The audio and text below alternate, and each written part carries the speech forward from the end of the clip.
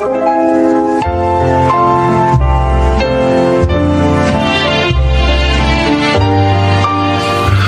kaibigan, sa araw na ito ay maririnig po ninyo ang testimonya ng isang nilalang na nais ibahagi ang kanyang kwento upang kapulutan ng aral.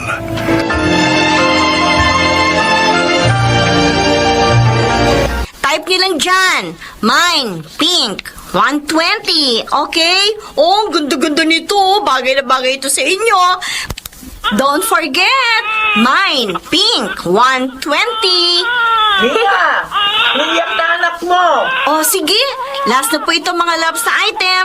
Bye for now. See you ulit bukas. Bye! Ayan, okay na. Ay, nakakapagod mag-live selling. Mia! Ang anak mo, gising na! Opo, ma! Oh, ikaw na muna dito, Sherwin, ha? Bahala ka na dyan. Ayusin mo na yung mga gamit, pati mga damit. Huwag may halo-halo yung mga may pangalan doon sa mga Mia! wala, ah. Anak mo nga, pagkahalin mo! Natutulog ako ah! Oo, kuya! Please! Ay nako, ang hirap talagang makipisan sa bahay kapag ganitong may anak na. Pakiramdam ko, para kaming palaging kailangan mag-adjust ni Bea.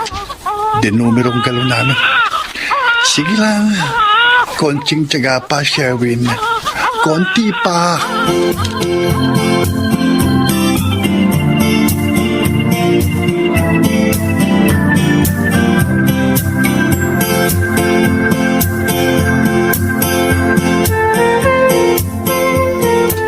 One, two, three, Magkano? 4,000 ang tubo natin, ma! Talaga? Oh my gosh! Saya-saya ko. Hindi sayang ang pagpapakahirap natin. Ang pagla-live ko araw-araw na nai-interrupt pa minsan kapag umiiyak si baby. Tapos ang pagde-deliver mo ng mga paninda natin kahit ang init-init. No, tago natin ito, perang ito. Para kung may biglang gagastusin tayo, may mahuhugo tayo. Oo. Gawin! Gawin! Kuya, sandali! Kuya? Yung share nyo sa kuryente. Ay, oo nga pala. Magbibigay ako mamaya. O sige, ako na magbabayad mamaya. Oo. Tsaka yung pambili ng bigas, ha? Mag-share din kayo. Wala na naman bigas. O bakit? Ano yung lasahan mo? Ha? Tatagal lang ilang buwan yung isang sakong bigas sa atin. Dami-dami natin ito sa bahay. Kung ayaw mo magbigay, magsabi ka.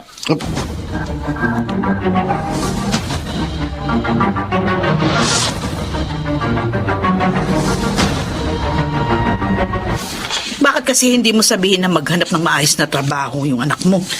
Perla, 19 anyos, walang natapos. Saan magtatrabaho yan? Pwede dagdag pa yan sa pabigat sa inyo.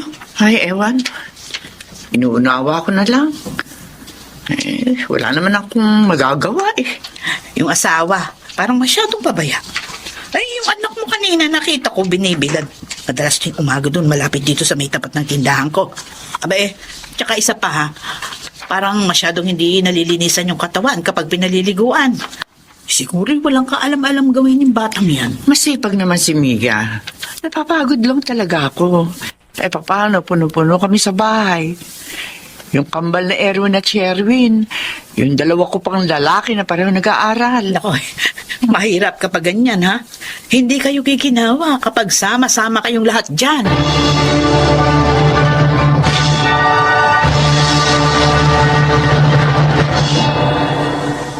Sherwin, total may konti naman yata kayong kinikita sa pagtitinda-tinda yung mga damit at kung ano-ano pa. Ha? Maghanap na kayo ng maupahang bahay, ha? Kuya naman. O bakit? Kaysa ganitong siksikan tayo sa bahay. Isa pa nag-aaral pa yung dalawang bunso, ha? Madalas nag-aaburido yung anak nyo. Maingay. Kahit ako nabubulabog ako kapag umiiyak yan Eh, nagsishare naman kami dito sa mga pangangailangan Ang hirap mo palang kausap kasi naman, bigla nyo na lang kaming paalisin dito. Aba, Hindi pa naman kami na makapaghanap ng matitira ni Mia.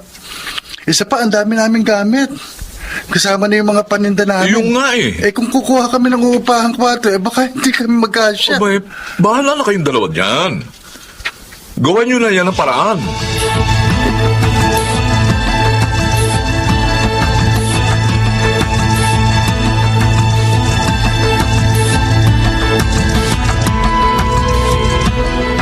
Mia, gusto naman kayo sisiksik sa bahay.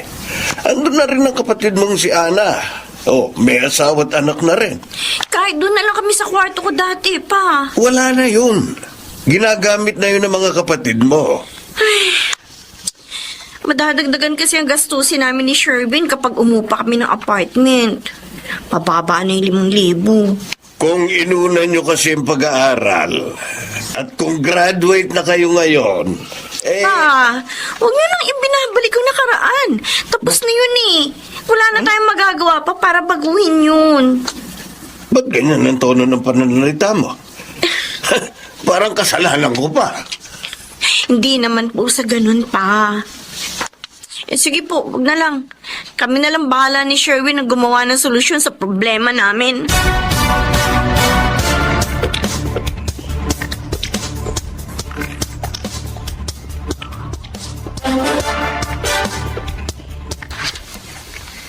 Aling Perla, makikisilong lang muna itong magina ko. Ang init eh. Kukuha lang ako ng masasakyan sa may labasan para dito sa mga gamit namin. Ay, siya, sige. Mahal, dito muna kayo ha. Sige, sige. Teka, saan kayo nakakuha ng tutuluyan? Diyan lang po, medyo malapit dito. Paano kayo niyan ngayon? Ang hirap pa naman ng buhay. Tapos pareho pa kayong walang trabaho. May negosyo po kami ni Sherwin, Aling Perla. Alin? Yung pagdatinda ng damit? Opo. Ano naman ang makukuha niyong tubo dyan? Baka nga maubos lang yan sa luho niyong dalawa eh. Nung isang araw nga, nagkwento rito si Kumare. Wala na raw kayong bigas. Pero yung suot mo ay palaging magaganda. Siguro dyan nauubos yung pera niyo, no? Iba rin talagang tabas ng tila ng matandang to. Kaya lang matanda siya sa akin. Ang matanda dapat iginagat. Mabuti yung bubukod na kayo. Hindi na mahihirapan si Kumare. Aling Perla, Ah. ano po ang paborito ninyong kulay? Uy, bakit naman bigla mo na itanong? Basta lang po. Paborito kong kulay. Oh. Pula. Sige po. Ay, bakit?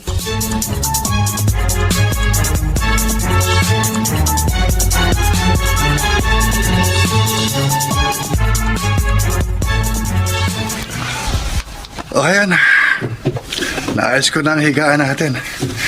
Naisalansan ko na rin ang maayos yung mga paninda natin. Para hindi ka anong crowded dito sa kwarto natin, mahal. Teka, kumain muna tayo. Gugutom na ako eh. May pinadala si Mama dito na... Umiyak? Bakit ka umiyak? Ano nangyayari sa'yo? Ha? Kasi naman, naawa na ako sa atin dalawa. Umiyak. Yung parehong pamilya natin, parang wala malang pangialam sa atin. Nagsisikap naman tayo kahit ganito tayo Pero kung tratuhin nila tayo para tayo mga pabigat at palamanin, hindi na sila naawa sa atin. May kasama pa naman tayong bata. Tama na tayo. Ayos lang yan. Kaya naman natin eh.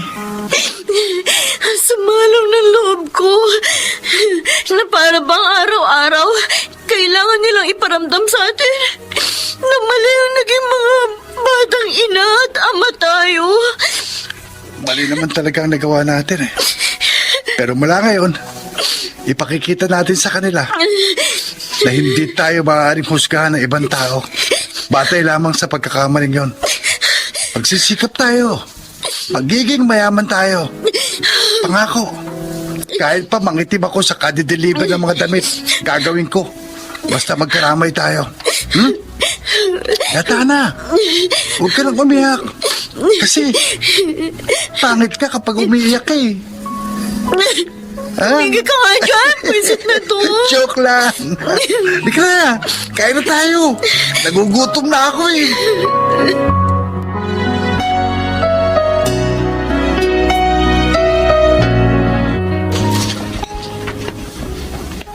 Ma, kain ka na.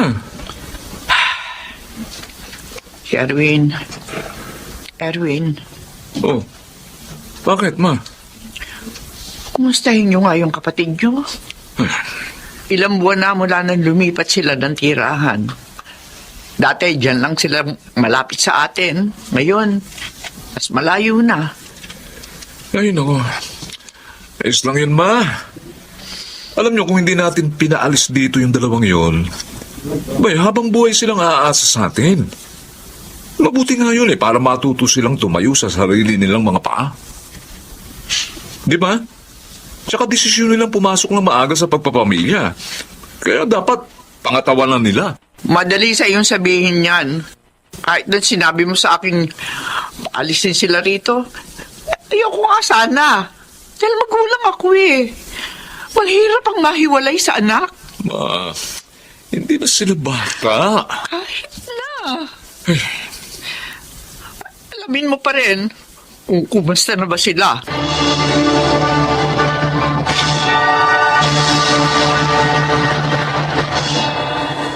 Mahal, ang laki na ng naipon natin.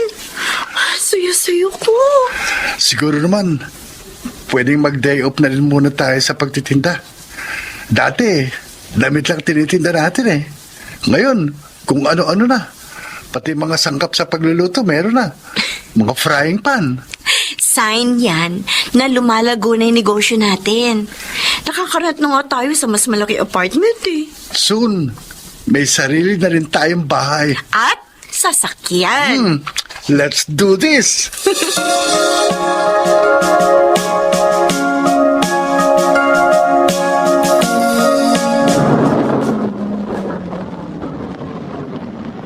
Aba, ay sino kaya itong nakasakay sa pulang sasakyan?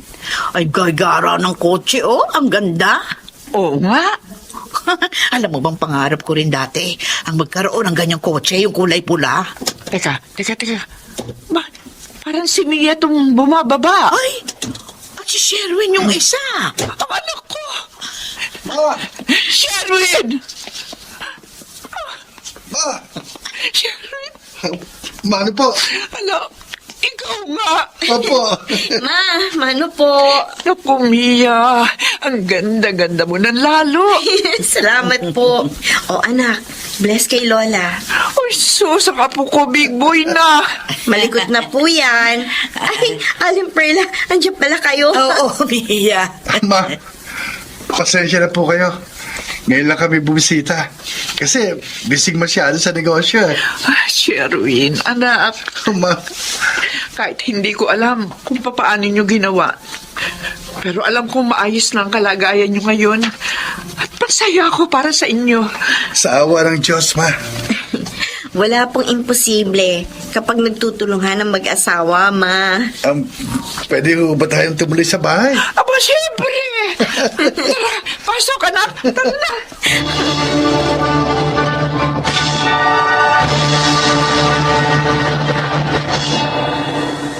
Sa halip na magtanim ng galit sa mga taong minsang binitiwan ang kamay namin ni Mia nang kailangan namin sila, nagpakumbaba pa rin kami.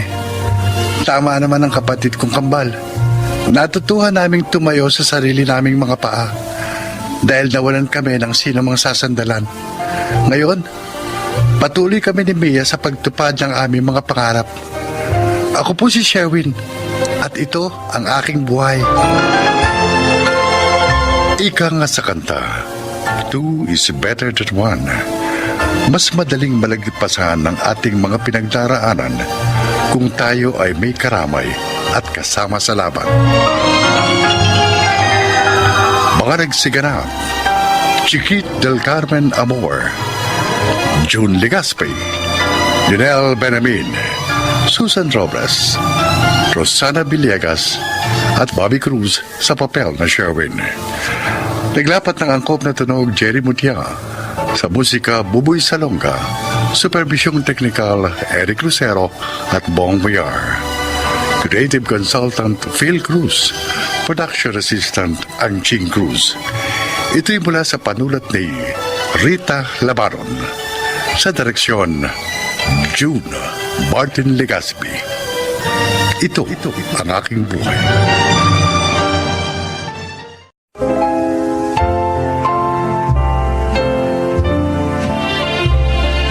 Maririnig po natin ngayon ang paglalakad ng isang babaeng nadapa. Ngunit sinubukang muling bumangon at magpatuloy. Siya ay si Eva. Head over heels ako sa asawa kong si Ricky. Kaya nang ikasal kami, ako na ang pinakamasayang babae sa buong mundo. Pero nang 5 taon na kaming kasal, nagbago ang lahat. Eba, dalas yatang umagahin ng uwi nitong mga nakaraan linggo yung asawa mo. Marami rin kasing tinatapos na trabaho. Ha, sub masyado sa trabaho yung asawa mo. Abay, mapalad ka at ganyang uri na lalaki ang binigay sa ng Diyos. Hindi ka nangunsum eh. Tama ho kayo, ma. O, balita ko, meron daw kayong bagong sasakyan. Kumuha po si Ricky nung 1 linggo. Ay, mabuti yan para kapag aalis kayo, hindi na kayo magkukommute. Kailangan niya rin po kasi sa trabaho dahil lagi silang nag-out of town. Ay, ganun ba? Mm. Dapat mag-iingat lang palagi sa pagmamaneho. Mauna na ako, Eva, ha? Sabihin mo kay Ricky, may iniwan akong tableya para sa kanya. Paborito niya yun, di ba? Oo, ma. Salamat po.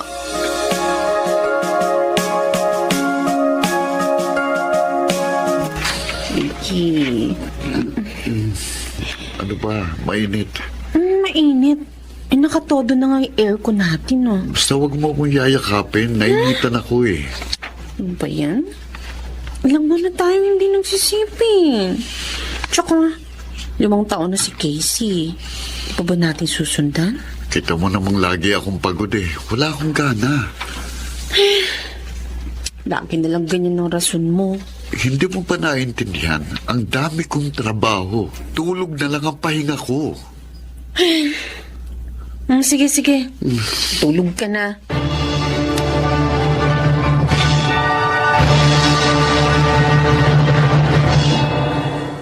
Alam mo, medyo weird pa rin sa akin ang sitwasyon ninyo ni Ricky. Bakit naman? Hindi ka ba naghihinala sa kanya, Eva? Bakit naman ako maghihinala? Marami talaga siyang trabaho.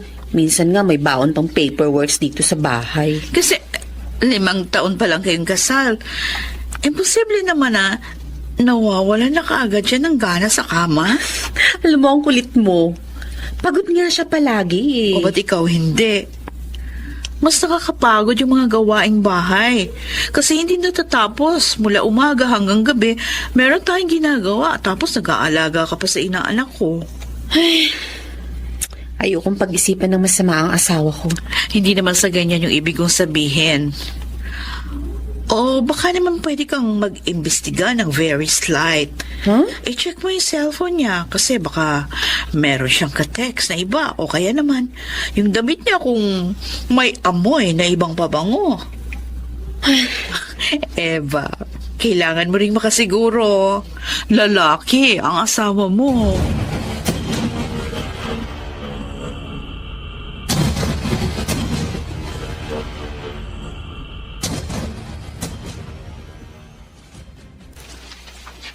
Nasa banyo pa si Ricky. Titingnan mo cellphone niya. Asan ba yun? Saan kaya niya nilagay? Ay, ayun pala sa may ibabaw ng drawer. Kukunin ko. Mabuksan niya. Oops. May pin? Bakit may pin ang cellphone niya? Dati naman wala. Oh, anong ginagawa mo sa cellphone ko? Ay, oo, wala. Titingnan ko lang sana yung picture mo kay Casey kagabi. Kaso may pin pala ang cellphone mo. Oo, nilalagyan ko. Kasi ako baka mawala eh. Para hindi ma-access ang mga information sa cellphone ko kasi karamihan confidential. Ganun ba? Ano bang pin ito para alam ko? Akin na, bubuksan ko. Ayaw mo sabihin sa akin? Ano ka ba? Bubuksan ko na nga, di ba? Pwede mo namang sabihin sa akin, di ba? Bakit ayaw mo? Isesend ko na nga lang sa'yo mamaya. Bakit nga ayaw mong Pwede bang aga-aga naman, oh? Tinatago ka ba dyan sa cellphone mo? Ano itatago ko dyan? Pinagdududahan mo ba ako, ha? May dahilan ba para magduda ako? Ha? May dahilan ba, Ricky?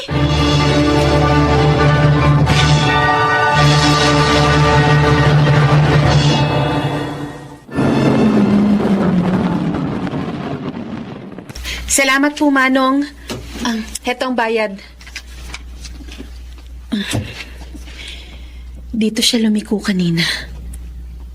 Aba, motel ito ah. Pumasok siya sa motel? Bakit? Papasok ako.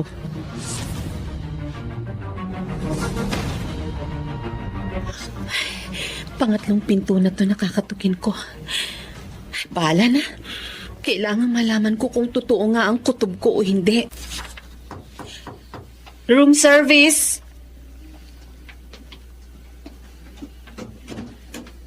Yes? May tumawag po sa amin na kailangan daw ng extra towel. Ricky, tumawag ka ba sa baba? Bakit? Teka. Bakit hindi ka naka-uniform, ha, miss? Ano ba yan? Eba? Ricky! Anong ginagawa mo rito? Ano ibig sabihin nito? Bakit may lalaki kang kasama sa kwarto? Hindi! Ricky, is she your... Oh my gosh. Eba, may conference kami mamaya. Kaya nag-check-in kami. Si Darren nga pala, katrabaho ko. Walang iyo! Rico, Bitiwan mo si Ricky! Sabang bakla ka! Mga bakla kayo! Eba, uminahon ka. Kakadiri ka! Rico! Kalma mo ang pisngi ko! Huwag kang mag-skandalo. Tumigil ka! Walang iya ka! Mas matatanggap ko pa kung babae ang kasama mo dito! Pero, bakla! Wala akong kaalam-alam na ang asawa ko pala isang bakla! Oh my gosh. Hindi ako makamove on sa revelasyong ito.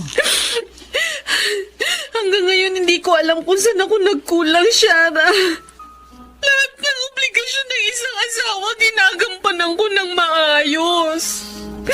Hindi ko alam kung bakit niya nagawang ipagpalit ako sa isang bakla. Baka naman kasi noon pa, may history na siya. Hindi mo ba napansin? Hindi ko alam. Hindi ko na alam. Natatandaan ko lang, patay na patay ako sa kanya noon, kaya nang niligawan niya ako, hindi na ako nagpakipot. Goodness. O, paano na to? Anong plano mo? Hindi ko alam. Gulo-gulo ang isip ko.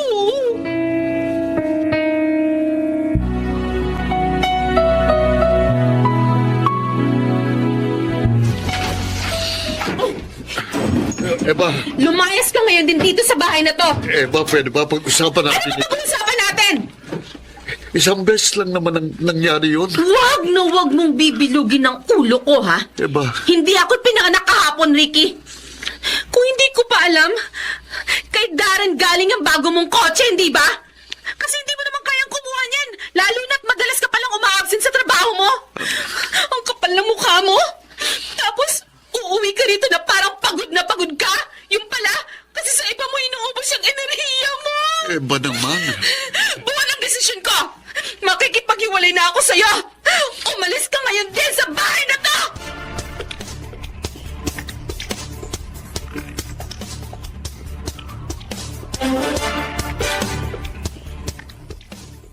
Hindi ka na nahiya! Pa, Makakaya ko pang sigmurain kung sa babae ka pumatol. nadala lang ako, natukso lang ako. Hindi normal para sa isang lalaki matukso sa kapwa niya lalaki. Dapat, bago ka nag-asawa, inalam mo muna kung ano talaga ang gusto mo. Hindi yung kung kailan may asawa ka na't anak, saka mo ilalantad ang totoo mong pagkatao. Patuharin mo ako, Sinira pa. mo lang ang pamilya mo, Ricky. Kahit sa anong anggulo mo tingnan, ikaw ang mali. Ikaw ang nagkamali.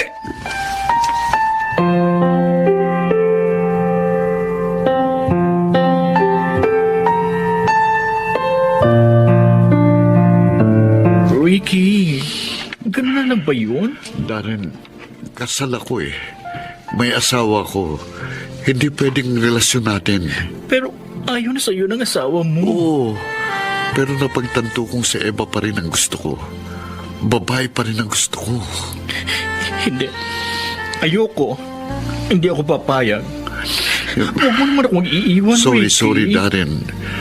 Isosoli ko na yung ibinigay mong kotse sa akin. Ricky, huwag mo akong iiwan. Hindi ko kaya. Alam mo, mahal kita. Tama na. Nadala lang ako ng emosyon ko pero hindi ko talaga kaya. Hindi ko kayang mawala sa akin ang pamilya ko.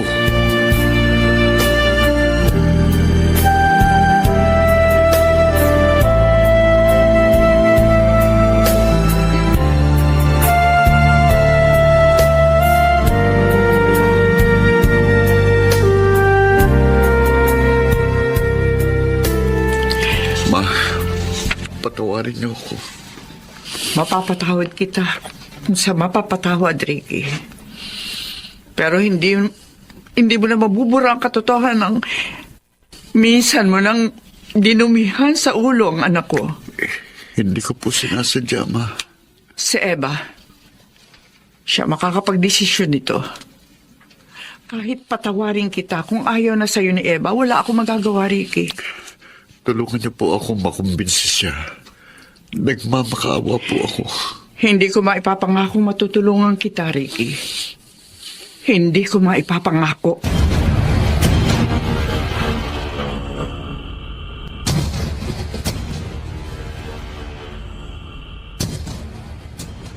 Hindi. Hindi na kita tatanggapin pang muli, Ricky.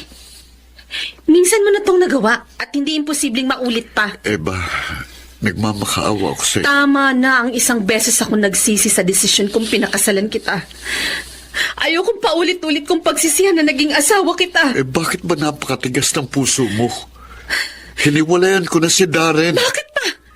Dapat itinuloy niyo na lang ang relasyon niyo dahil wala ka ng pamilyang babalikan. Eva, Minahal kita, tinalagaan. Pero hindi ka naging tapat sa akin. Ang tiwalang nasira ay hindi na kailanman muling maibabalik sa dati.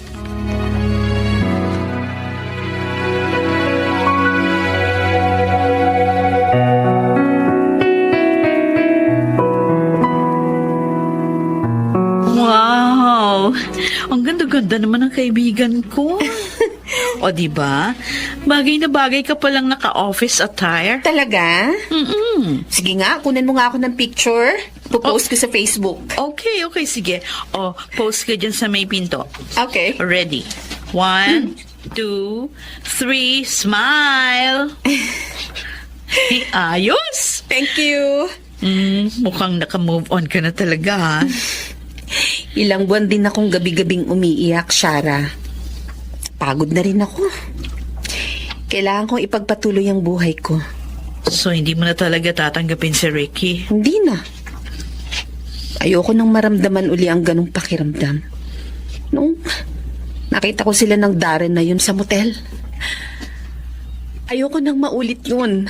Dahil baka mabaliw ako. Sa bagay. Tama ka. Kaya ko namang itaguyod ang anak ko. Kaya ko mabuhay na wala siya.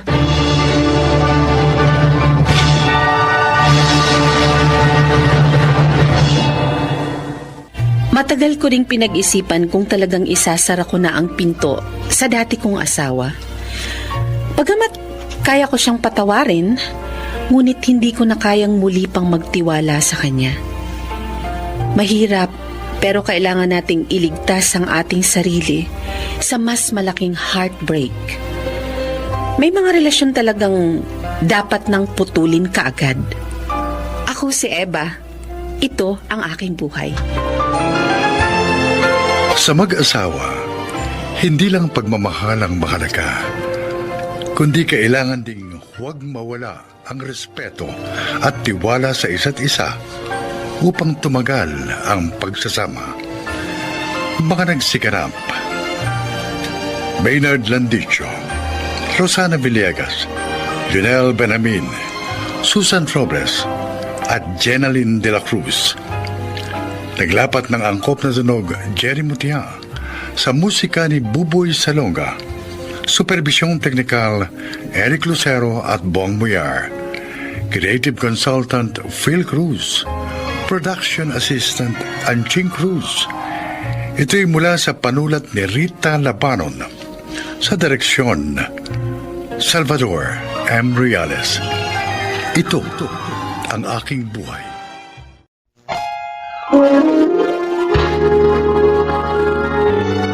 Kauna-unahan sa Pilipinas. Manila Broadcasting Company. DZRH. Member, kapisanan ng mga broadcaster ng Pilipinas.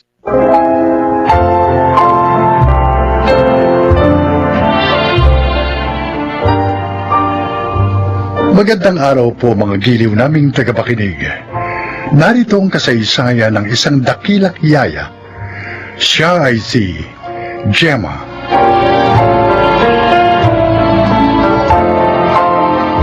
Bente anyos pa lamang ako na magtrabaho ako sa mga magulang ni Irene. Kaya naman ang ikinasal sila ni Paul, ay ako ang kinuha nilang yaya ng kanilang anak na si Ivy.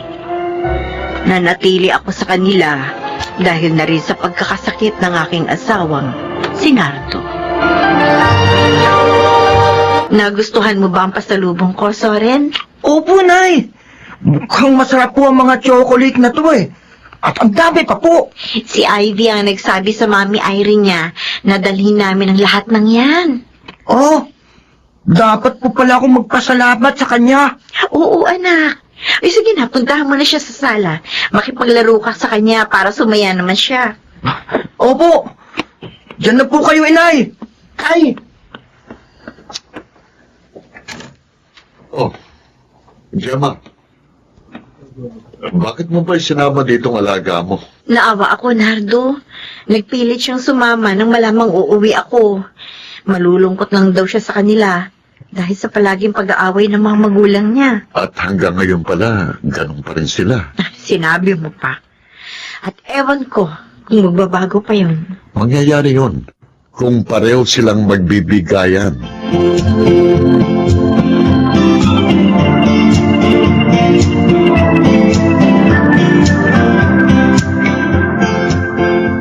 Hindi ka na makapagsisinungaling, Paul! Oh! Kitang-kita ko kayo na babae mo pumasok sa motel! Eh, nakita mo na pala eh. Di wala nang kailangan pang aminin. Walang niya ka talaga!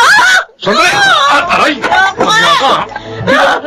Pinagto mo sa akin ang base! Wisit ka talaga, Irene! Kulang pa yan sa mga pagtataksil na ginawa mo sa akin! Alam mo ba kung bakit ako ng mababae? Ha? Ano? Dahil sama na ako sa kabradaldal mo! Ah, ganon? O, di maghiwalay na lang tayo! Ayoko na ni makisama sa'yo!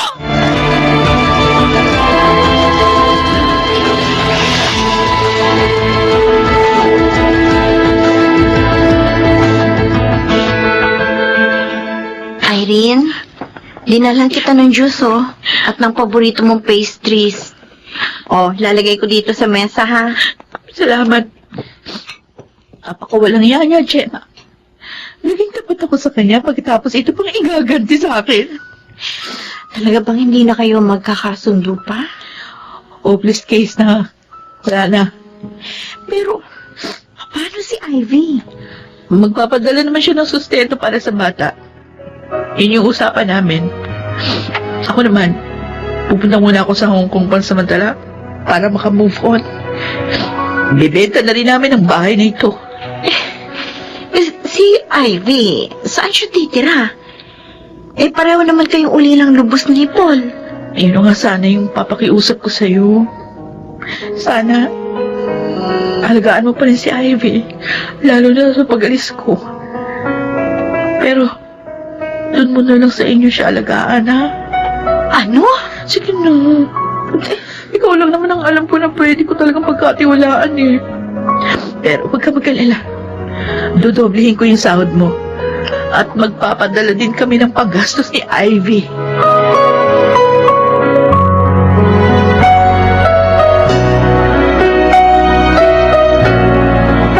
Yaya Gemma. Tahan na, Ivy. Magtunay mga mata mo. Bakit ganun sina Mami at Daddy? Bakit sila naghiwalay? Hindi na kasi sila magkasundo. Kesa naman sa lalo pang lumala ang pag-aaway nila, pinasya nilang maghiwalay na lang ng maayos. Sabi ni Mommy, meron daw babae si Daddy. Totoo ba yun, Yaya? Yan nga ang sabi niya. Bakit niya ginawa yun? Di ba bad yun? Ivy, marami talagang nagaganap sa buhay may asawa na sa ngayon mahirap pang ipaliwanag sa'yo dahil napakabata mo pa. Pero maniwala ka, hindi dahil naghiwalay sila, hindi ka nila mahal. Ivy, love na love ka nila. Yaya, Gemma. Kaya sana, huwag ka magtatanim ng galit sa iyong mga magulang.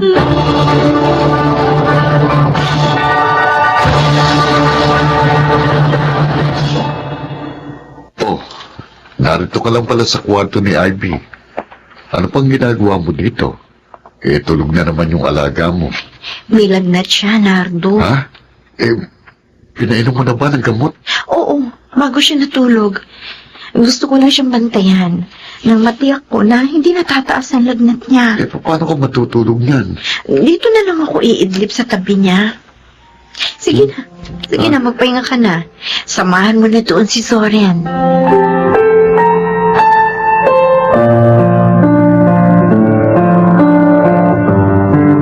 Aba, marunong ka na maghiwa ng mga gulay. Ivy, Tinuruan po ako ni Zoren at Nanay Gemma, Tatay Nardo. aba, mabuti yan. Matuto ka ng mga gawaing bahay. Makakatulong ito sa'yo balang araw at malilibang ka pa. Saan po ba nagpunta sina Nanay Gemma at Soren? Sa palengke. Teka, wala ka na bang gagawing assignment? Wala na po. Kaya nga po, tumutulong na ako dito sa kusina.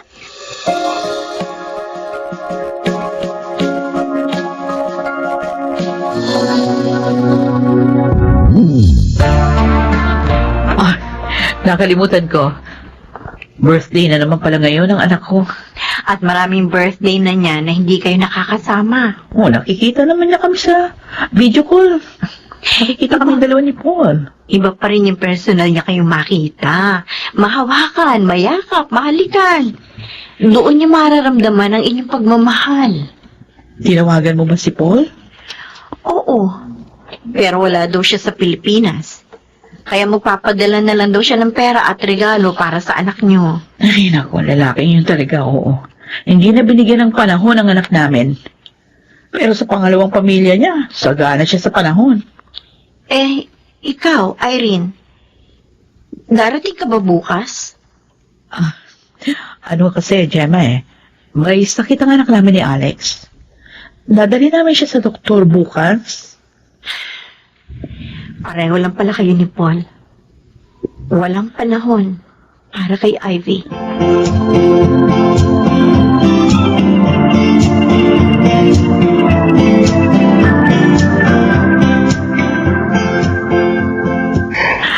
Ivy, congratulations.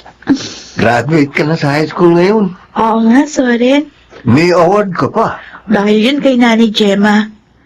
Kung hindi niya ako minahal at inilagaan ng maayos, siguro hindi ako lalaking ganito. Oh, baka naman umiyak ka pa. Alalahanin mo, darating ngayon ang parents mo, ha? Kaya dapat magsaya ka. Nagulat nga ako dahil darating sila. Kasi hindi na ako umaasang pupunta nila ako sa mga special occasion sa buhay ko. Ivy, Sanay na akong wala sila, Zoren. Pero hindi ako masasanay pag wala si Nanay Gemma.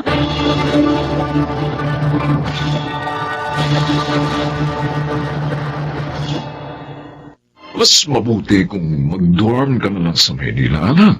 Wala namang problema. Ikukuha kita kahit pa apartment. Huwag na po, Daddy. Ayoko po doon. Oh, bakit? Dito na lang po ako mag-aaral sa probinsya. Ha? Meron namang magandang university din dito Pero Ivy, mas maganda ang turo sa Maynila. Kung talaga pong mag-aaral ng mabuti ang isang estudyante, matututo siya kahit pa nasa ang school siya mag-aral. Okay, sige. Sa akin lang kasi, mas madadalaw kita kapag naroon ka, anak. Mas gusto ko po nakasama si Nanay Gemma. At saka, nakikita ko naman po, tayo, nakikita tayo sa video call. Pwede mo rin naman akong bisitahin anytime. Kung gusto niyo.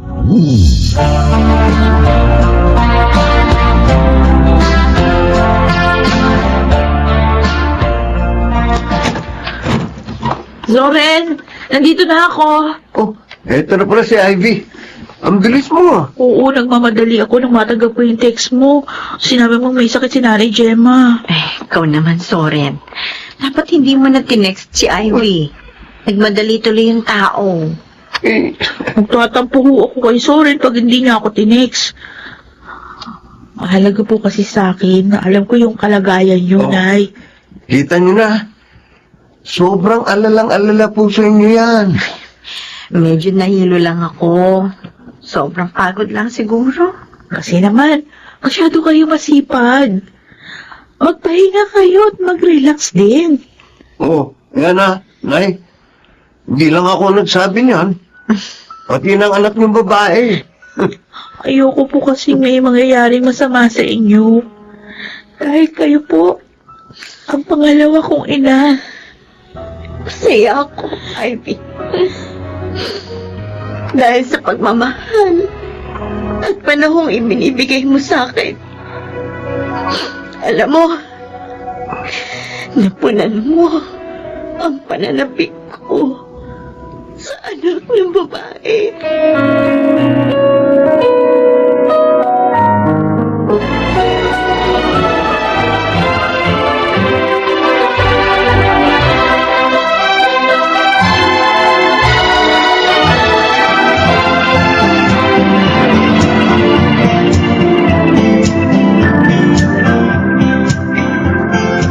Ivy, Zoren, binabati ko kayo. Thank you. Salamat po, Itay. Salamat po.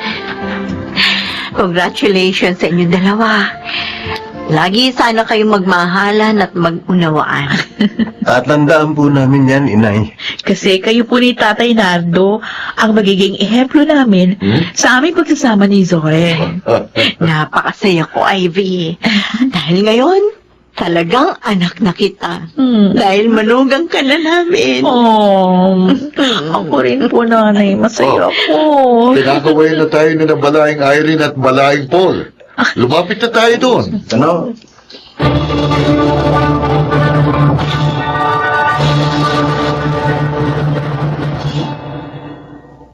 Isang taon na ang aking apo kina Ivy at Zoren. Ang batang aking inalagaan noon, manugang ko na ngayon. Ako po si Gemma at ito ang aking buhay. Tunay na maraming sorpresa ang buhay. Matuto lang tayong maghintay. Mga nagsiganap, Phil Cruz, Janelle Benamin, Rosana Villegas, June Legaspi, Chiquit del Carmen Amor sa papel na Gemma. Naglapat ng angkop na tunog Jerry Mutia, sa musika Buboy Salonga. Supervisyong teknikal Eric Lucero at Bong Muyar. Creative Consultant Phil Cruz. Production Assistant Anching Cruz. Ito'y mula sa panulat ni Telma Corporal Alcantara. Sa direksyon, June Martin Legaspi. Ito ang aking buhay.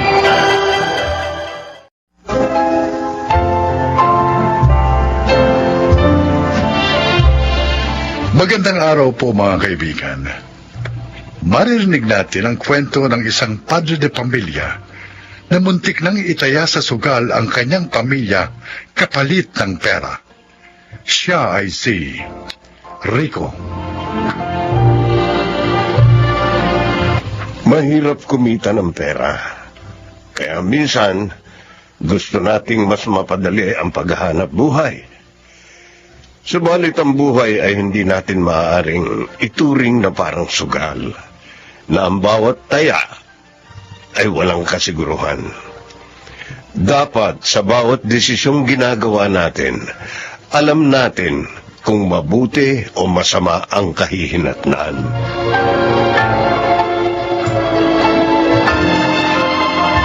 Wow! Totoo ba itong nakikita ko? Ang dami nating pagkain ngayon, kuya. Tapos ang sasarap pa, Ano pang hinihintay nyo? Kain na. Gusto sana naming imbitahan ng mga tita at tito nyo.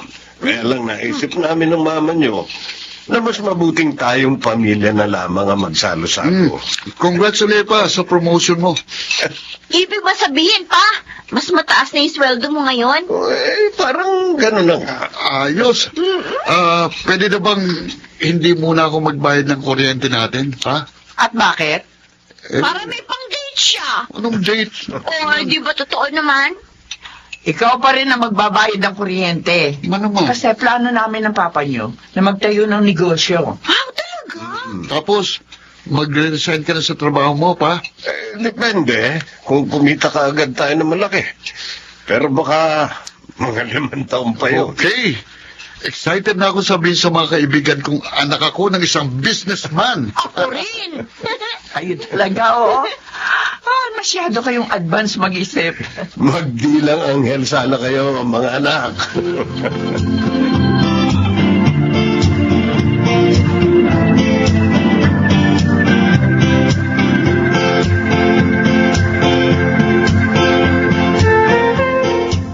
Subukan mo lang, pare. Uy, mahirap kasi sugal, pare. Hindi natin sigurado kung mananalo o matatalo tayo. Ganyan talaga sa sugal. Pero kapag nanalo ka naman, mababawi mo ang pera mo. Oh, tingnan mo si Carmen. Oo. Di ba, Carmen? Basta dapat, marunong ka lang kumontrol ng sarili mo, Rico, ha? Kasi nakakaadigan sugal, lalo na kapag lagi ka nananalo. Yung pangalawang kotse ni Carmen, katas ng sugal yun. Di ba, Carmen? Oo. Kaya maya-maya, sumama ka sa amin, Rico. Pero... Mag-observe ka lang naman. Hindi ka tataya. Tingnan mo lang kung paano namin ginagawa. At nasisiguro ko sa'yo, mag-e-enjoy ka.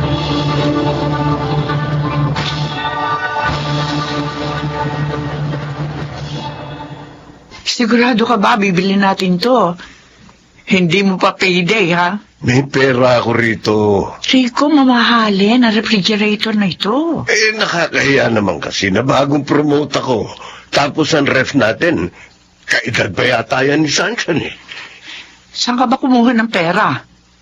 Naka-budget ang pera natin ngayong buwan. Basta. May sugar mommy ka ba? Ano ba sugar mommy? Hindi, biro lang.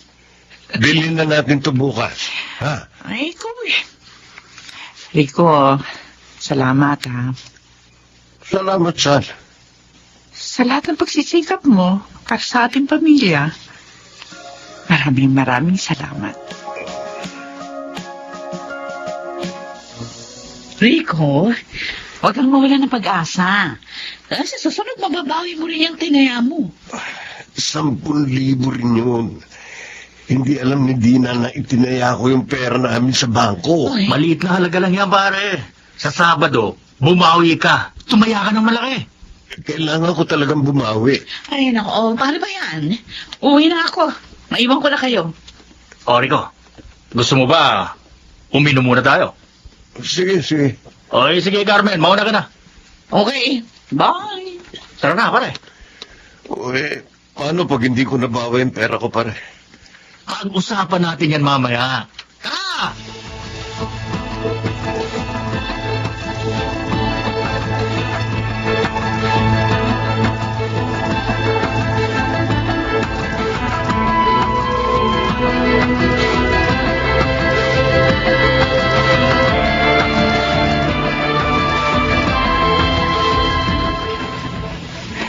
Rico, ano ba nangyayari sa'yo? Hindi ka naman lasengwa. Bakit ilang mo ka na parating umuwi nakainom, ha? Huwag mo akong pakialaman, Dina. Pakikialaman kita kasi asawa kita. Tumahimik ka!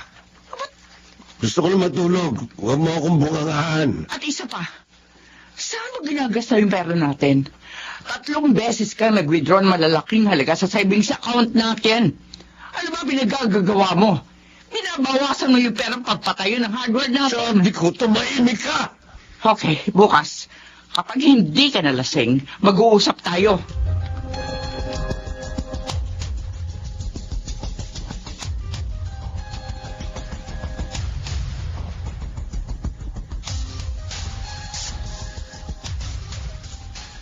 Ma, hindi pa ba natin babayaran yung tuition ko?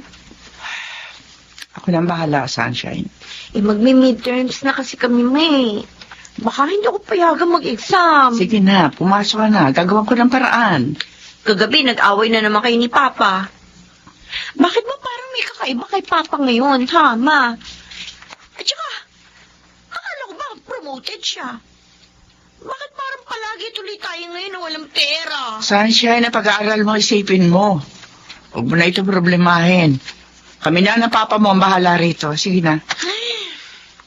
Sige po, alis na po ako.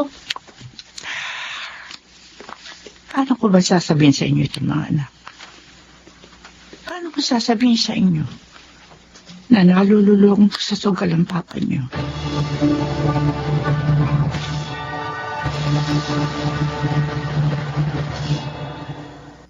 Pwede na tayo mag-down payment dun sa lupang bibilhin natin din, ah. Malaki na panalunan ko kagabi. Tapos yung tira, ihuhulog natin sa bangko para tumubo. Bago mo isipin yan, bayaran mo muna yung mga utang mo. Anong utang? May pumunta rito kahapon. Yun na raw yung babayaran mo. Yun ba? Babayaran ko yun. Alimutan mo na rin yung hardware na pinaplano natin. Ano? Hindi ako papayag na itayo natin ang negosyong yun galing sa katas ng pagsusugal mo. Tira, akala mo ba hindi ko pinaghihirapan ng perang ito?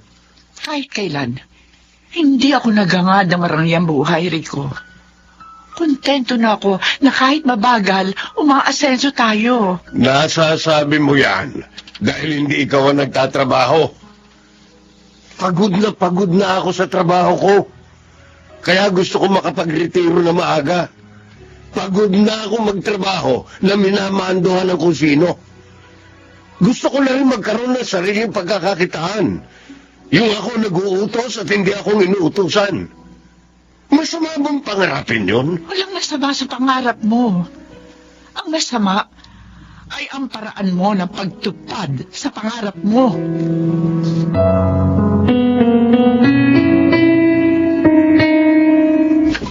Ma, asa na yung TV?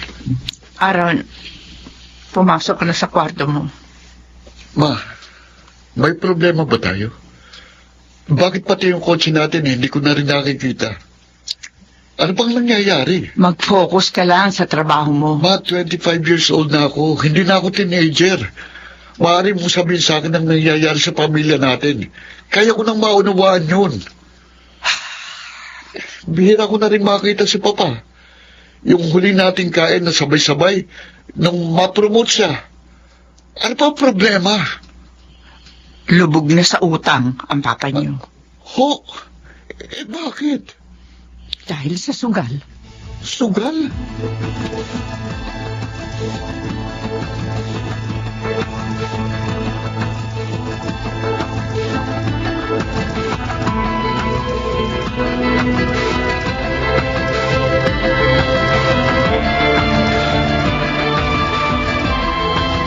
Pangako, Dina, mananalo ko ngayon. Kapag ibinigay ko sa iyo yung natitirang pera sa savings account natin, wala nang matitira sa atin. Ano ka ba? Kailangan kong tumaya para manalo. Pag nanalo ako rito, mababayaran natin ang mga utang natin. Mababawi ko na yung kotse at saka yung... Eto, Dina, ba't mo ako sinampal? para matauhan ka. Pagod na ako sa iyo. Ubus na ang pasensya ko sa iyo. Kapag hindi ka pa tumigil sa kasusugal mo, bukas, wala ka nang uuwi ang pamilya. Tina, Matagal ko na sinabi sa iyo na wala mangyayari sa atin. Kapag iniyasa mo sa sugal na yan, ang kapalaran natin. Lalo lang tayo mapapasama sa ginagawa mo. At baka sa susunod, pati mga anak mo, itaya mo na rin sa sugal na yan. Ngayon, Mamili ka. Kami ng mga anak mo.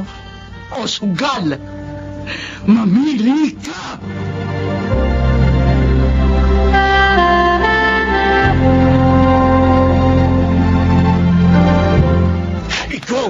Ikaw ang may kasalanan nito. Bigyan mong ikaw rito. Kung hindi mo ako inimpluwensyahan, hindi sana ako matututo magsugal. Hindi sana mawawala lahat ng pinundan ko. Huwag mo kong sisir! Ikaw ang hindi marunong kumontrol sa sarili mo! Ang kailangan ka na namin ni Carmen na huwag kang maahanig sa sugal pero hindi ka nakinig! Tumigil ka! Ikiwan mo ako! Aray!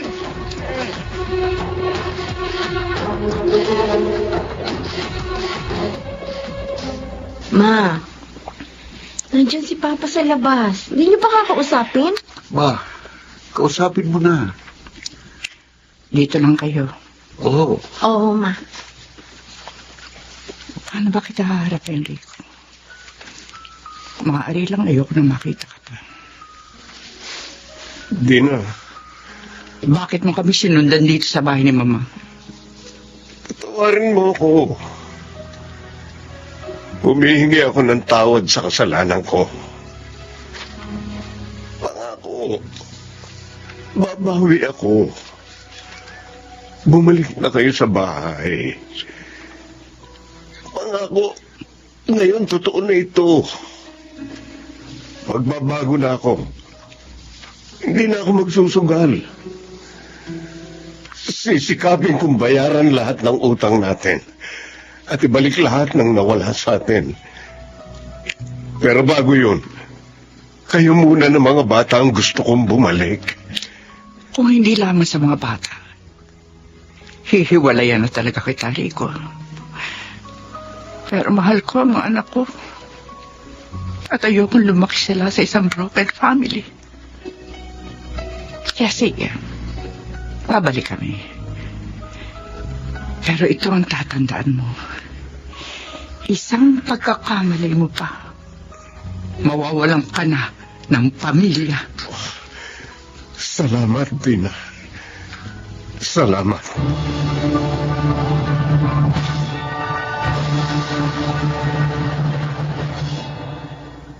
Matagal bago ko napagtantong mali ang ginagawa kong paraan para makamit ang mga pinapangarap namin bilang isang pamilya. Imbis na mapadali, mas naging matagal ang pag-asenso namin dahil sa mga mali kong desisyon.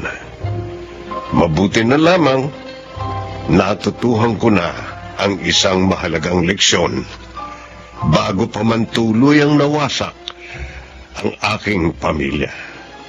Ako si Rico, at ito ang aking buhay.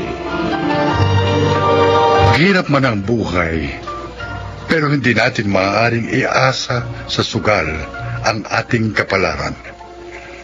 Magsikap upang umasenso at higit sa lahat, patutong maghintay at magpasensya.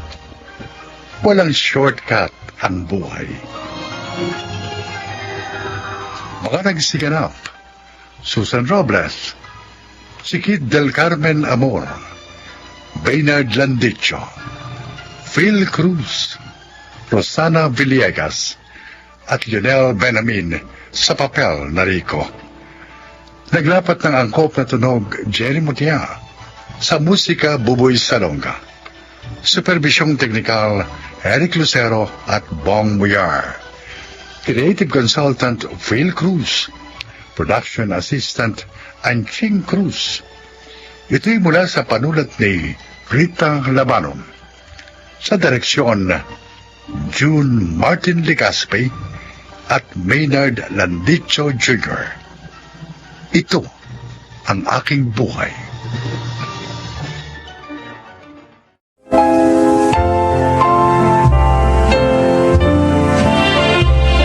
Magandang araw po mga giliw naming tagapakinig. Narito ang isang natatanging kasaysayan na kapupulutan nyo ng mga aral sa buhay. At ito ay ilalahad sa atin ni Lynette. Isa akong tour guide masaya ang aking trabaho dahil naman kumikita na ako, nakakapamasyal pa. Pakinggan po ninyo ang aking kasaysayan.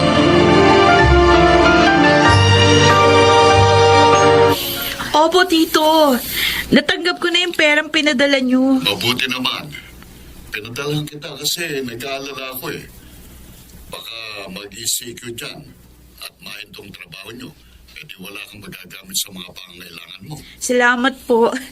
Mula nung pumanaw si na Mami at Daddy, hindi kayo nagkulang na pagsubaybay at pag-aalala sa akin. Kapatid kong mami mo, Iha. At anak ng turing ko sa iyo. Isa pa, akong katiwala ng lupain nyo dito sa probinsya. Kaya dapat lang, Lynette, ibigay kong pangangailangan mo. Sige po, Tito. Salamat po uli. Ingat po kayo dyan, ha? Hoy! Bye! Uy, bakit hindi mo sinabi sa tito mo na wala na tayong trabaho dahil nga sa pandemic? Eh kasi Rosette, bala kong surpasahin si Tito. You mean, uuwi ka sa probinsya nyo? Oo. Ayaw kong abutin ng ECQ dito. Hoy, sama mo naman ako. Oo ba? Mabuti pa nga kasama ka para mas masaya.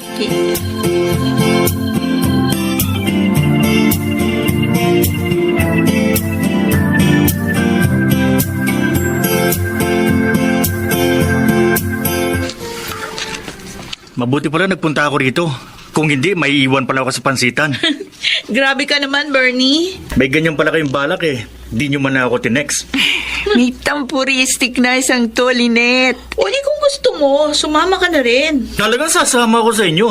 Magtatampo ako ng gusto pag iniwan nyo ako. Oh, sabi ko na eh. Gustong sumama ni Bernie, kaya siya nagtatampo-tampuhan. Kaya lang, Lynette. Ano? Di naman kaya magalit ang tito mo. May kasama kang lalaki. Mabait si Tito Totoy. At saka hindi madumi isip noon, kaya ayos lang kahit sumama ka. Ang ganda naman ng pangalan ng tito mo. Tito mo siya, pero Totoy. Ikaw talaga, Bernie. Hoy, Lynette. Patawa ka. May binata bang anak ang tito mo? Naku, Rosette, malas mo. Dahil matandang binata si Tito Totoy.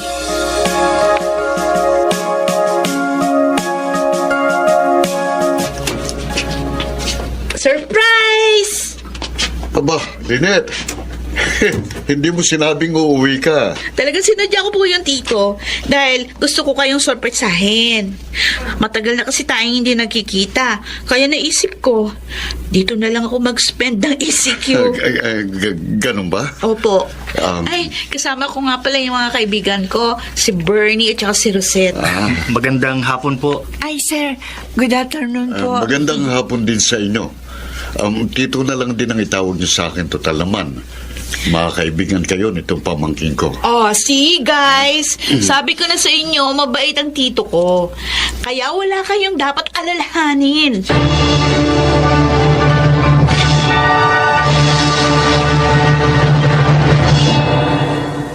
Alam mo, ang sarap talaga sa province. Fresh lang ang air, pati food. Fresh din. Kaya pala isang tambak ang kinain mo kanina. Uy, nagsalita ang hindi kumain isang tambak. Pareho lang naman tayo. Oy, Bernie. Baka mapikon sa'yo si Rosette. Sige ko, hindi ka nasasagutin yun. Wala naman ako yung tinatanong sa kanya. Eh? Saka hindi naman ako nanliligaw. Oo nga naman, Lynette. Kasi ikaw ang gusto niya. Ay, nako. Kami na nga kayo. O, gusto niyo bang mamitas tayo ng prutas? Maraming hinog na mangga. Hindi ako marunong makita ang puno. Huwag kayo mag-alala. Ako na lang ang mamimitas ng mangga para sa inyo. Yan si Bernie. Laging maaasahan. Matanong ko lang, Lynette. Bakit hindi na nag-asawa tito mo? Sabi ni Mami, pihikan daw si Tito. Alam nyo, sabi ng mama ko, mahirap daw yung pihikan. Kasi pag nagmahal daw yun, hindi tumatanggap ng pagkabigo. Ewan ko lang. Wala naman na ikwento si na Mami na minahal ni Tito.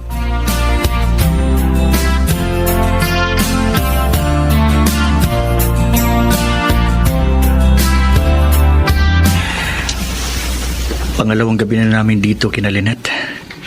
Pero hanggang ngayon, namamahay pa rin ako. Hirap pa rin ako makatulog. Lalabas muna ako ng kwarto. Magpapahangin ulit ako katulad kagabi. Ay, Katulad ng dati, ang tahimik pa rin dito. Mga kuliglig lang ang maririnig. Malayong malayo sa buhay namin sa lungsod. Na kahit gabing-gabi na, maingay pa. Malamang sina Lynette at Rosette, madaling nakatulog ang mga yun.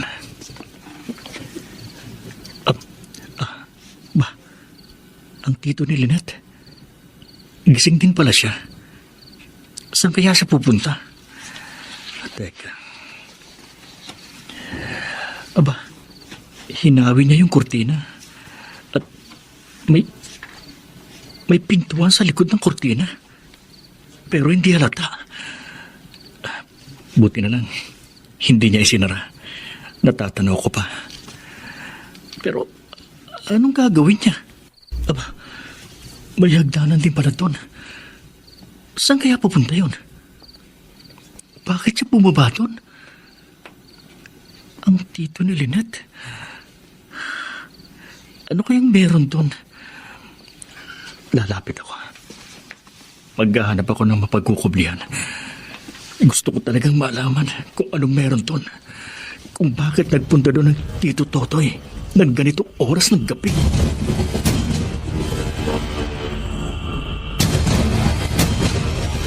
Hindi ko alam na may sikretong daanan dito, Bernie. Kasi matagal na akong hindi nagpupunta dito. Baka naman basement yun, Lynette. Pwede. Bihira naman kasi kung magtanong ng tungkol sa bahay na ito nun kay Mami. Ang ipinagtataka ko lang, bakit siya nagpunta doon ng hating gabi? Pagkatapos mga 30 minutes bago siya bumalik. Ha? Alam mo, gusto kong puntahan yung lugar na yun eh. Kaya lang, ayoko namang gawin yun ako lang. Kaya sinabi ko sa inyo. Ko talaga, Bernie, oo. Napaka-adventurous mo.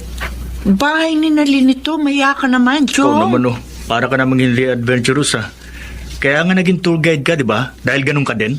O sige, puntahan natin yung lugar na yon ngayon. Kaya lang sabi mo, may susi yun. Eh, wala si Tito. Nagpunta sa bayan. Akong bahala. Alam nyo naman tong kaibigan nyo. Laging handa. Yakang-yakang buksan yun.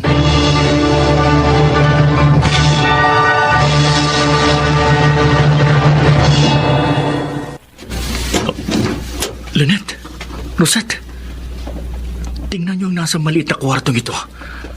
Oh, isang babae, Lynette. Tsaka mukha siyang buntis. Oh, sino kayo? Ako si Lynette. Pamangkin ni Tito Totoy. Bakit narito ka nakagapos? Si Mang Totoy. Masama siya. Sino ka ba? At bakit ka nagsasalita ng ganyan sa tito ko? Ako si Ana. Binukot ako ng tiyo mo. Ha? Dahil hindi ko tinanggap ang kanyang pag-ibig. Diyos ko. Si Tito? Nagawa niya yun?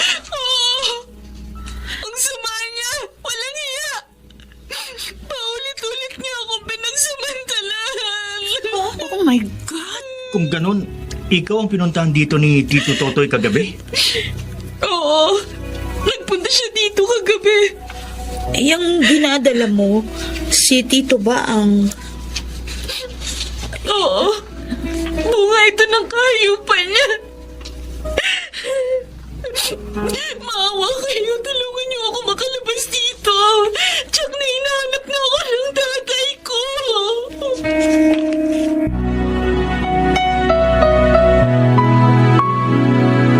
Tay! Ana, Ana, anak ko.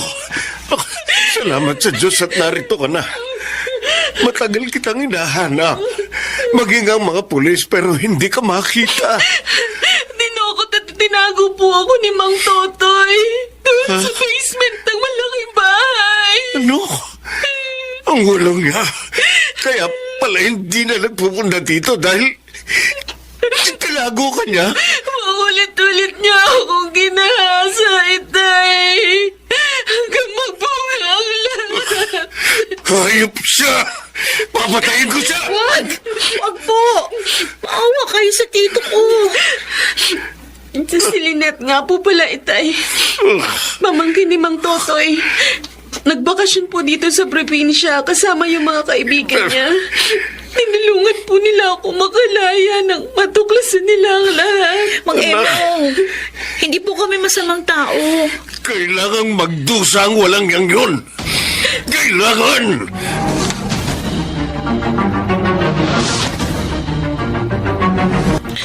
Tito, bakit? Bakit niyo ginawa yun? Ha?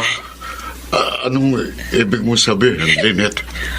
Alam ko na po ang lahat. Ang pagdukot at panggagahasa niyo kay Ana. Lynette, Hindi kayo dapat gumawa ng ganun. Sinira niyo ang buhay niya. patawarin mo ako. Mahal na mahal ko si Ana. Pero sa kabila ng maraming beses na pagsasamantala ko sa kanya, ayaw pa rin niyang pakasal sa akin. Kaya ayoko siyang palayain. Dahil sa ginawa niyo, makukulong kayo niyan.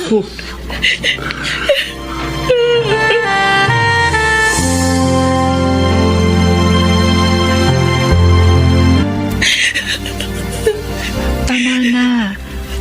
Tama na, Lynette. Huwag ka na umiyak. Nakulong na ang tito mo. Hindi na natin mababago pa ang lahat. Nasasaktan pa rin ako sa nangyari sa tito ko. Pangalawang magulang ng turing ko sa kanya. Yun pala, may masama siyang ginawa. Buti na lang pala. Nagbakasyon tayo rito. Nakapagligtas tayo ng isang buhay. At isang pagkakamali ang ating naituwid.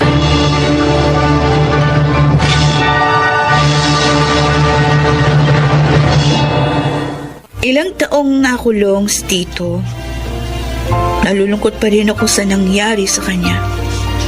Subalit, alam ko rin na kailangang panagutan niya ang kanyang kasalanan.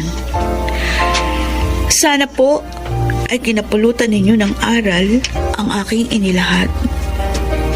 Ako po si Lynette at ito ang aking buhay. Walang lihim na hindi nabubunyag. Lalabas at lalabas din ang katotohanan. Mga nagsikanap: Susan Robles, Baynard Landicho Jr., Jeneline de la Cruz, Lionel Benjamin at Rosana Villegas sa papel na Lynette. Naglapat ng angkop na tunog Jerry Mutia. Sa musika ni Buboy Salonga. Supervisyong teknikal Eric Lucero at Bong Boyar. Creative Consultant Phil Cruz. Production Assistant Anching Cruz. Ito'y mula sa panulat ni Telma Corporal Alcantara. Sa direksyon Salvador M. Royales. Ito ang aking buhay.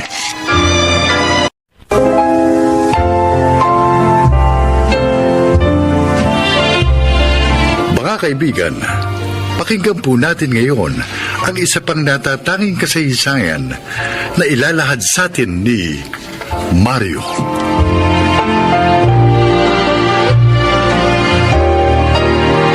Lumakay ko sa hirap. Kaya naman naipangako ko sa aking sarili na gagawin kong lahat para hindi tumandang mahirap. Nagtagumpay naman ako sa buhay sa pamamagitan ng puneraryang naging negosyo ko. Pakinggan po ninyo ang aking paglalahad.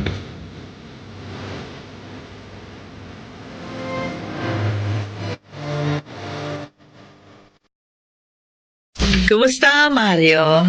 Ay, okay naman, Wilma. Maganda pa rin takbo ng punerarya ko. Salamat nga pala sa pagbibigay mo ng discount sa mga bulaklak na tinda mo. Natuwa mga kliyente namin. Okay lang yun, basta ikaw. Alam mo naman, malakas ka sa akin. Ako nga lang ang hindi malakas sa'yo.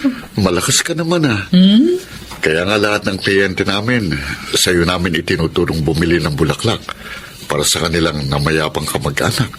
Kung talagang malakas ako sa'yo, samahan mo naman ako. Ha? Saan? Gusto kong mamasyal para ma-relax. Malungkot naman kung gagawin ko yung mag-isa. Kaya gusto ko samahan mo ako. Yun ay kung totoo ngang Malakas ako sa iyo.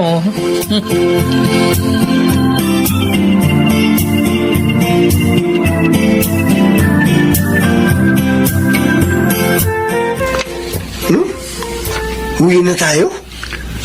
Himala. Ano nangyari? Ang aga nating uwi. Magre-relax tayo. Ayos yan ah. Sasamahan nating mamasyal si Wilma. Ano? Ba't sasama mo pa ako? Yak naman ikaw lang ang gusto makakasama ng babaeng yun eh. Dahil dead na dead yun sa'yo. Kaya nga isasama kita para hindi ako mapikot. Ginawa mo pa akong tagabantay. Huwag ka na magreklamo. Libre naman yun. Di ka na.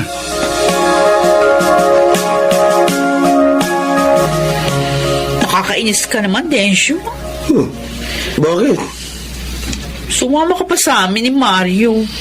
Hindi tuloy ako magkaroon ng chance na masolo siya. Siya may gustong sumama ako sa inyo eh. Para daw masaya. Para ma-relax din ako. Siyempre, boss ko yun eh. Kaya sinunod ko. Si Mario talaga. Palagi na lang humahanap ng paraan para iwasan ako. Ba't kasi pinipilit mong sarili mo sa kanya eh? O bakit? Narito naman ako ah. Binata rin tulad ni Mario. Sa akin, konting lambing lang. Bibigay na ako agad sa'yo. Hindi kita type ano? Joke na nga. Ito naman, nagbibiro lang eh. Teko na.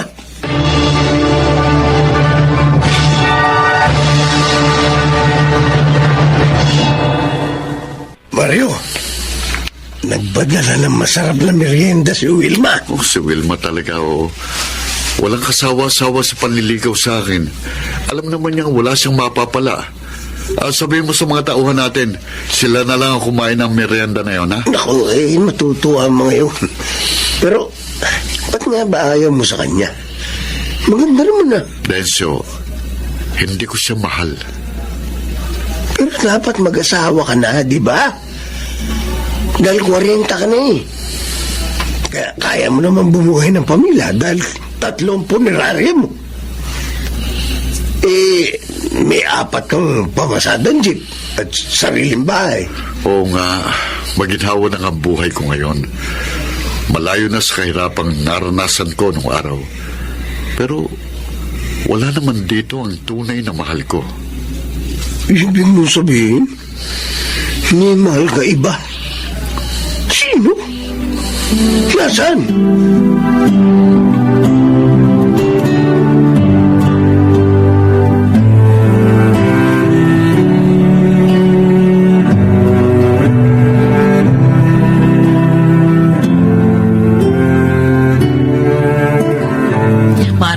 Salamat ha.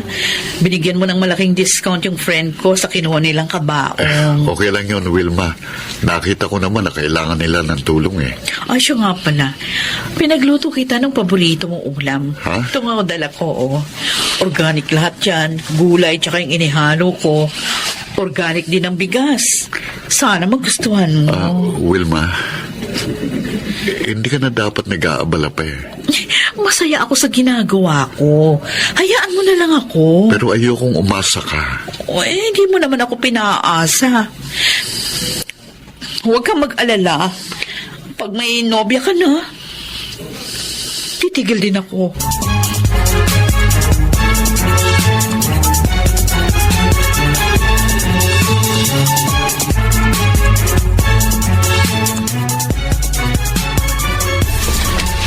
Klaro, Klaro, gising na. May dala akong lugaw. Kumain ka. Tapos, painumin kita ng gamot. Klaro. Hoy. Klaro? Klaro? Bakit tayo niya magising? Diyos ko, malamig siya. Klaro! Klaro, asawa ko! Gumising ka! Inay, bakit po ka sumisigaw at umiiyak? Ano po nangyayari kay Itay? Ang tatay niyo, mga anak! Ayaw na magising! Itay! Itay, gumising kayo! Wala na si Itay. Cindy. Iniwan niya na tayo.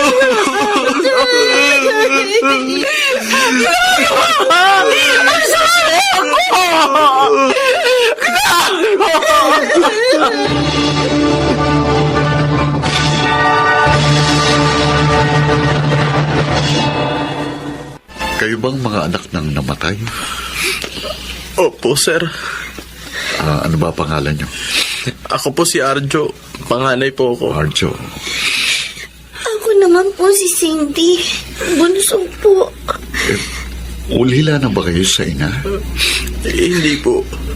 Buhay po pong nanay namin. May kinausap lang po siya na tutulong sa amin. Teka, nasa ng bangkay ng tatay niyo? Nasa loob na ba? Ayan po. Sabi po kasi ng tawa ninyo, kausapin mo muna daw po kayo. Hindi. Ang bangkay. Si Kuya Claro? Kilala niyo po ang tatay namin? Oo. Kaibigan ko ang tatay niyo. Isang mabuting kaibigan. Mahigit 20 years na kami hindi nakikita. Siyang laging tumutulong sa akin noon kapag may problema ako. Mabait po talagang tatay namin, Totoo yan. sir. Totoo. At nakakalungkot na sa ganito kalagayan ko pa siya nakita. Pagdating ng nanay niyo, sabihin niyo na wala na kayong babayaran dito sa punerarya ko. Tulong ko na ito sa inyo, lalo na kay Kuya. At sabihin niyo rin sa nanay niyo, gusto ko siyang makausap.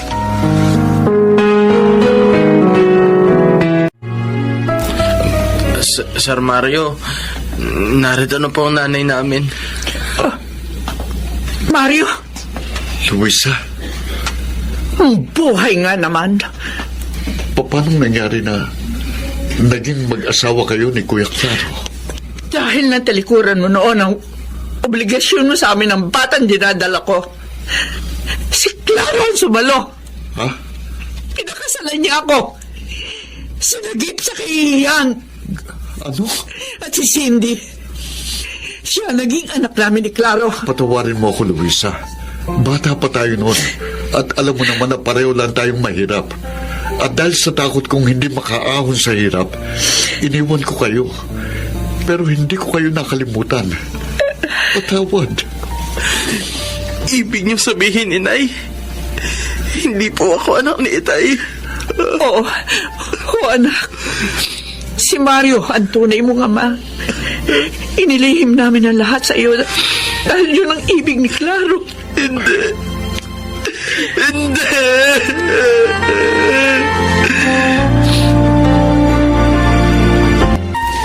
Ibig mo sabihin, Mario?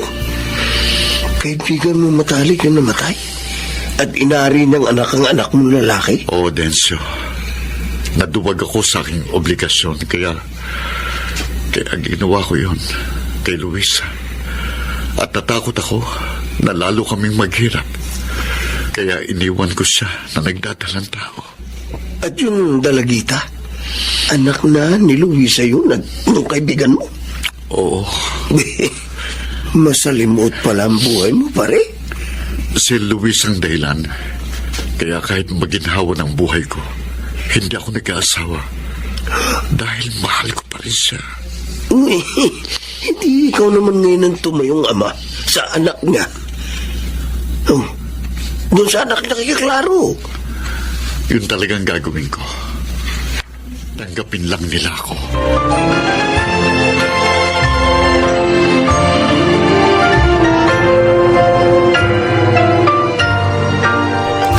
Luisa, nailibing na si Kuya Claro.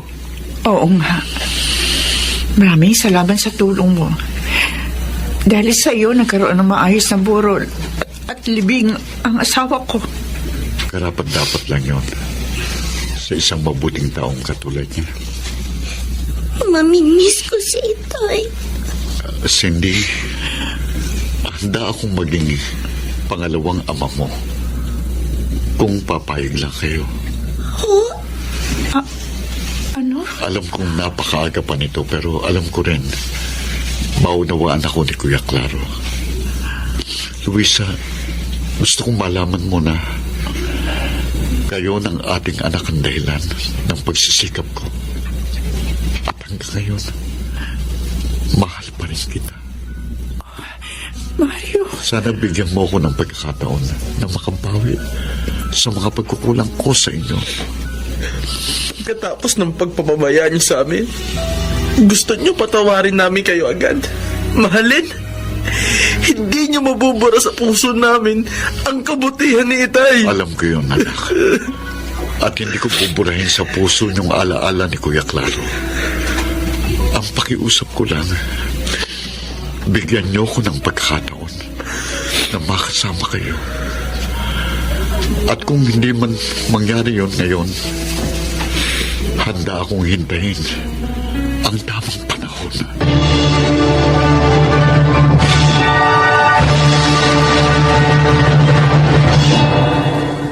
Hindi ako agad napatawad ni Arjo, ngunit tinanggap niya ang tulong ko sa kanila.